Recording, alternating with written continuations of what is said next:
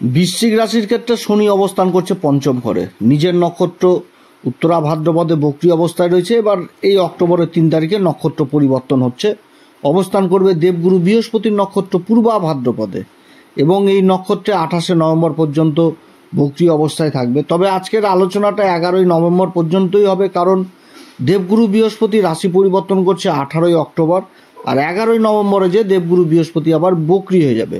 তো যার জন্য 11 নভেম্বর পর্যন্ত শনির এই নক্ষত্র পরিবর্তন নিয়ে আলোচনা।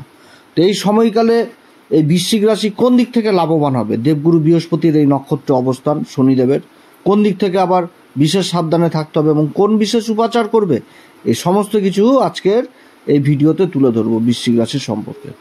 তো যাই হোক, অনুষ্ঠানটি শুরু করার আগে সমস্ত দর্শক বন্ধুদের নমস্কার জানাচ্ছি। তার সাথে বলবো, যারা বহুদিন ধরে অনুষ্ঠান দেখছেন এখনো পর্যন্ত সাবস্ক্রাইব করেননি, অবশ্যই সাবস্ক্রাইব করবেন। এই চ্যানেলের সঙ্গে থাকুন, জ্যোতিষীয় সম্পর্কিত অনেক তথ্য জানতে পারবেন। তবে আমি কোনো রকমভাবে কোনো দর্শক বন্ধুকে বিভ্রান্ত করার চেষ্টা করছি না, এটা গ্রহের গোচরের উপরই আলোচনা করা হচ্ছে, কারো কোনো রকম ব্যক্তিগত কুষ্টি ধরে আলোচনা নয় এবং চন্দ্র রাশি অনুসারে বলা হচ্ছে।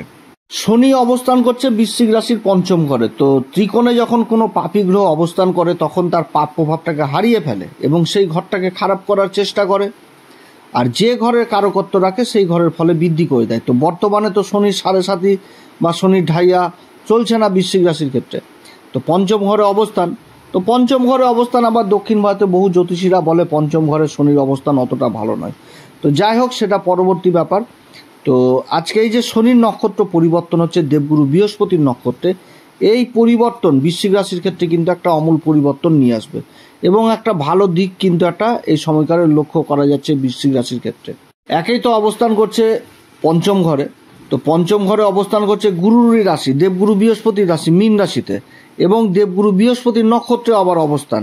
তার সাথে দেবগুরু বৃহস্পতির সাথে আবার কেন্দ্রের সম্পর্ক হয়েছে এই সময়, এবং দেবগুরু বৃহস্পতি যখন আবার উচ্চ অবস্থায় চলে আসবে, অর্থাৎ 18 তারিখে যখন 18ই অক্টোবর দেবগুরু বৃহস্পতি রাশি পরিবর্তন করবে মার্গী বলছি অতিচারী ভূমিকায়, তখন কিন্তু ওই গুরুর একটা বিশেষ প্রভাব পড়ে যাবে এই শনির উপর। কারণ উচ্চ অবস্থায় ধর্মের ঘরে অবস্থান করবে, যেটা হচ্ছে নবম ঘর, এবং দেবগুরু বৃহস্পতির পঞ্চম দৃষ্টি থাকবে রাশির উপরে। রাশি বিশেষ কৃপা পেয়ে গেল ধর্মের ঘর থেকে, এবং তারপরে আবার দেবগুরু বৃহস্পতির যে শুভ নবম দৃষ্টি সেটা কিন্তু শনির উপরে থাকবে। শনির দশম দৃষ্টিতে থাকে মানে কর্মের ফল। দশম দৃষ্টি হচ্ছে ধন সম্পত্তির ঘরে, মুখের বাণীর ঘরে, খাবার দাবারের ঘরে। তো এই ঘরটাতে কর্মের ফল হয়ে যাবে দশম দৃষ্টি। আর দেবগুরু বৃহস্পতির নবম দৃষ্টিতে থাকে বিশেষ কৃপা, অর্থাৎ এই সময়কালে রাহু আর শনি সম্পূর্ণভাবে দেবগুরু বৃহস্পতির আয়ত্তে চলে আসবে। সম্পূর্ণভাবে দেবগুরু বৃহস্পতির কৃপা লাভ করবে এই দুটি গ্রহ। আর রাহুকে কি বলা হয়, শনিবদ রাহু, অর্থাৎ শনির সমান ফল দিয়ে দিবে। তো গুরু নক্ষত্রে রাহু অবস্থান করছে, আবার শনিও দেবগুরু বৃহস্পতির নক্ষত্রে অবস্থান করছে। তাহলে এই সময়কালে শনির যথেষ্ট ভালো ফল দিতে বাধ্য থাকবে এই বৃশ্চিক রাশির ক্ষেত্রে। অনেক দিক থেকে একটা ভালো উন্নতির মানে জিনিস উঠে আসছে এই বৃশ্চিক রাশির জন্য। এই নক্ষত্রে যখনই চলে আসবে তখনই কিন্তু মনের মধ্যে আত্মবিশ্বাস, সাহস প্রচণ্ড বৃদ্ধি পেয়ে যাবে। কারণ এই যে নক্ষত্র, এই নক্ষত্রের অধিপতি হচ্ছে দেবগুরু বৃহস্পতি এবং অধিপতি দেবতা হচ্ছে অজয় এক পদা, অর্থাৎ এক পায়ে দাঁড়িয়ে থাকে তপস্যা, যেটা রুদ্রের কিন্তু একটি রূপ। অর্থাৎ নিজের শারীরিক কষ্টকেও সেটাকে সহ্য করে নিয়েও নিজের কাজ হাসিল করা অথবা নিজের লক্ষ্যে কিন্তু পৌঁছে যাওয়া। যে কোনো কাজ করতে গেলাম, সেখানটাতে প্রচণ্ড কষ্ট পেলাম, সেই কষ্টকে কষ্ট না মনে করেও এগিয়ে গেলাম, জয় হাসিল করলাম।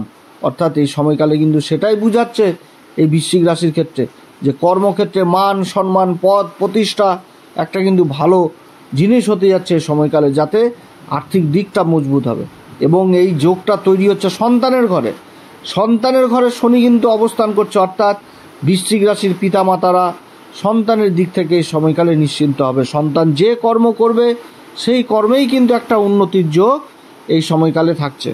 এই নক্ষত্রের যে সিম্বল দেওয়া হয়েছে আমাদের জ্যোতিষশাস্ত্রে, সেটা কিন্তু বলা হচ্ছে তলোয়ার, অর্থাৎ যেটা রক্ষা হেতু ব্যবহার করা হয়, যেটা আগেকার দিনে রাজারা ব্যবহার করত, রাজ্য জয়, রাজ্য শাসন, রক্ষা হেতু ব্যবহার করত সেই জিনিস।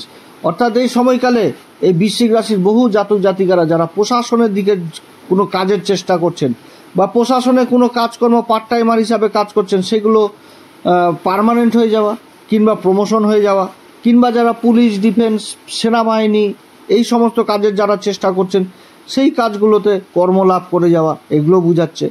এই সমস্ত কাজে কর্মলাভ হয়ে যাওয়া। আবার এই নক্ষত্রের কিন্তু আবার যে আরেকটি চিহ্ন, সেটা কিন্তু মুখোশকে দেওয়া হয়েছে, অর্থাৎ বাইরের এক জগৎ, ভিতরের এক জগৎ। তো এই সময়কালে যারা ব্যবসা বাণিজ্য করছেন তাদের মধ্যেও এই জিনিস লক্ষ্য করা যাবে যে এক ব্যবসা করছেন তার সাথে অন্য কোনো একটা সাইডে ব্যবসা করা, বা যারা কোনো কাজ করছেন তার সাথে পার্ট টাইম হিসাবে অন্য কোথাও কোনো একটা জব করা, এগুলো বোঝাচ্ছে। এবং এই নক্ষত্রে চলে আসা মানে নিজের নির্ণয় নেওয়ার ক্ষমতা, নেতৃত্ব দেওয়ার ক্ষমতা খুবই বৃদ্ধি পাবে, মনের জোর যথেষ্ট বৃদ্ধি পাবে, কঠিন পরিস্থিতি থেকেও নিজেকে কিন্তু দাঁড় করাতে পারবে। এই সময়ে একটা নতুন ঊর্জা, একটা নতুন প্রেরণা সঞ্চার হবে এবং খুবই আত্মবিশ্বাসী হয়ে যাবে এই বৃশ্চিক রাশি এই সময়কালে। কারণ গুরু অষ্টম ঘরে অবস্থান করছে, 18 তারিখে উচ্চ অবস্থায় ভাগ্যের ঘরে অবস্থান করবে। তখন যে কাজগুলো করবে সেই কাজগুলোতে ভাগ্যের সঙ্গ পেয়ে যাওয়া, ভাগ্যের সঙ্গ পাবে। যারা শিক্ষার জন্য, শিক্ষার দিক থেকে তো বিশেষ খুব ভালো এই সময়কাল হতে যাচ্ছে বৃশ্চিক রাশির।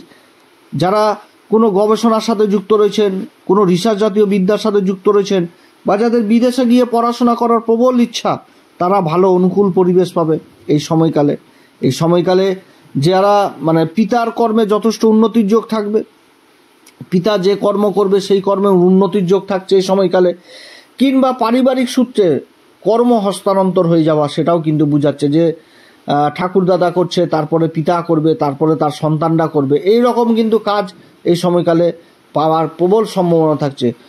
আত্মীয় স্বজনদের সাথে সম্পর্ক যথেষ্ট ভালো হবে এই সময়কালে, বন্ধু বান্ধবদের সাথেও সম্পর্ক যথেষ্ট ভালো হবে, প্রেম ভালোবাসার জায়গা, এই জিনিসগুলো যথেষ্ট ভালো হবে এই সময়কালে।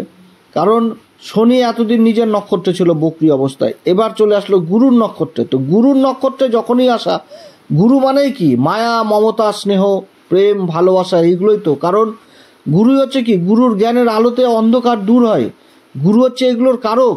তো শনির নক্ষত্র, যখন শনি এই নক্ষত্রে চলে আসবে, তো মনের মধ্যে মায়া, মমতা, প্রেম, ভালোবাসার জায়গাটা যথেষ্ট ভালো হবে। আর শনি যেই ঘরে অবস্থান করছে, সন্তানের ঘরে, অর্থাৎ পিতা মাতাদের প্রতি সন্তানের প্রেম ভালোবাসার জায়গাটাও দেখার মতন হবে। সেরকম পিতার মাতার সন্তানের প্রতি যে দায়িত্ব, কর্তব্য, প্রেম ভালোবাসা, এটাও দেখার মতন হবে এই সময়কালে। এবং সন্তান যে কর্ম করবে সেই কর্মে বিশেষ উন্নতি, পড়াশোনার দিক থেকে বিশেষ উন্নতি হবে এই সময়কালে।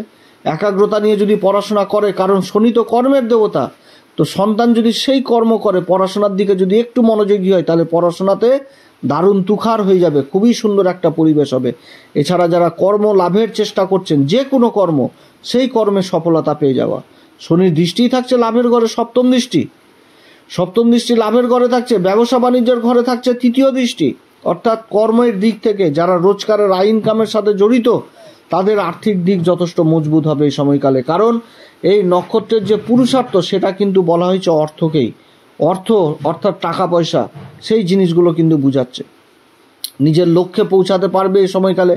ব্যবসা বাণিজ্যের সাথে যারা যুক্ত রয়েছেন তাদের বিস্তার পাবে ব্যবসা বাণিজ্য, দেশে বিদেশে সব জায়গাতে যারা করছেন আর কি, বিদেশেই ব্যবসা বাণিজ্য করছেন, সেই জায়গাতেও বিদেশে যথেষ্ট ব্যবসা বাণিজ্য বিস্তার পাবে। আর্থিক দিকটা যথেষ্ট মজবুত হবে।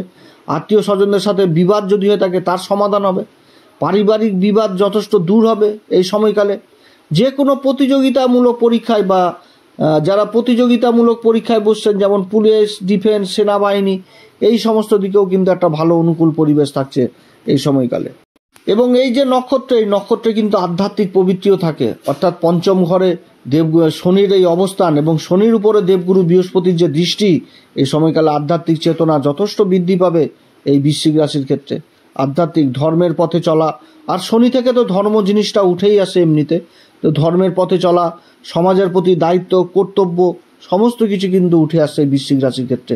তো যাই হোক, খুবই ভালো অবস্থান হতে যাচ্ছে বৃশ্চিক রাশির।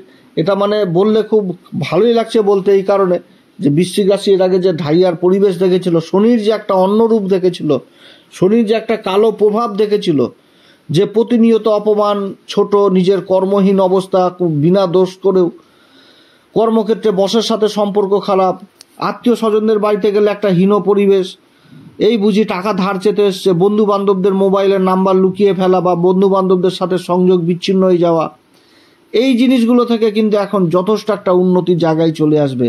আর্থিক দিক মজবুত হওয়া মানে সমাজে মান সম্মান যথেষ্ট ফিরে পাওয়া, এগুলো জিনিস হবে। কর্মক্ষেত্রে সব দিক থেকে উন্নতি হবে এই বৃশ্চিক রাশির। যে জায়গাতে যাবে সেই জায়গাতেই উন্নতির যোগ থাকছে বৃশ্চিক রাশির। যারা দীর্ঘকালীন কাজের সাথে যুক্ত রয়েছেন সেই জায়গাতে যথেষ্ট বৃদ্ধি পাওয়া, কর্মস্থলে নেটওয়ার্কটা যথেষ্ট বৃদ্ধি পেয়ে যাওয়া, কর্মস্থলে পদোন্নতি যথেষ্ট হওয়া এই সময়কালে হবে। মনের ইচ্ছা পূরণ হবে, যথেষ্ট ইচ্ছা শক্তিও আবার তার সাথে বৃদ্ধি পাবে এই বৃশ্চিক রাশির। তো যাই হোক, এই সময়কালে প্রত্যেক দিন হনুমান চল্লিশা, বজ্রংবাণ, শ্রীরাম সীতার প্রণাম মন্ত্র সহকারে পাঠ করবেন এবং তার সাথে ভোলে বাবার উপাসনা করবেন। ভোলে বাবার বিশেষ উপাসনা করবেন। মহামৃত্যুঞ্জয় মন্ত্র অন্তত 51 বার পাঠ করবেন। তার সাথে যারা গুরুর দীক্ষা নেননি অবশ্যই গুরুর দীক্ষা নেবেন। মন্দিরে পূজারীদের পা ছুঁয়ে আশীর্বাদ নেবেন। মন্দিরে পূজারীদের আসন দান করবেন। যে আসনে বসে পূজা করে সেই আসনটাও হতে হবে পশমের, যেটা দুরঙা ছ্যাঁকড়া রং, সেই রঙের আসন দান করবেন। যথেষ্ট ভালো ফল এই সময় পাবেন। এবং তার সাথে বলবো, যারা গুরু দীক্ষা নেননি অবশ্যই গুরু দীক্ষা নেবেন। সূর্যদেবকে অর্ঘ্য দিবেন। কর্মের ঘরে কেতু অবস্থান করছে পূর্বা ফাল্গুনী নক্ষত্রে, অতএব সূর্যদেবকে প্রত্যেক দিন অর্ঘ্য দিবেন। আর যে কোনো কাজ করতে গেলে পিতা মাতা উভয়ের আশীর্বাদ নেবেন।